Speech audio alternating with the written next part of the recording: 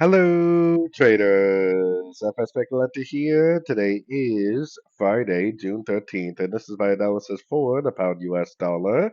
If you haven't done so yet, definitely do check out my free Discord channel, which is linked down here in the corner at the end of the video. And make sure to take a look at my website, fxpipcollector.com. Watch the video on my home screen to learn more.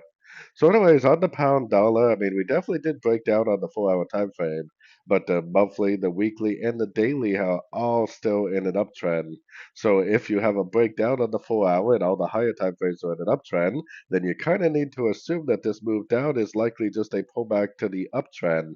So, we put our Fibonacci retracement on there, and we definitely are looking for like a three-way pullback and a Fibonacci bounce on sort of time frames for possibly another long opportunity, at least until we get a break of structure to the downside.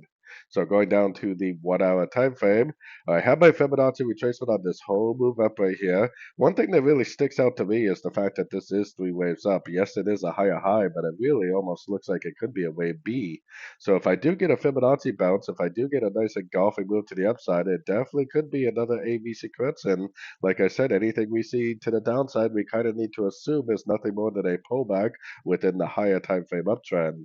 So if we see some sort of a recognizable Elliott wave pullback, a ABC correction or a WXY or something like that, and a nice Fibonacci bounce, then we definitely still want to be primarily looking for longs in an uptrend. So anyways, don't forget to like and subscribe, and as always, thank you for watching and happy trading.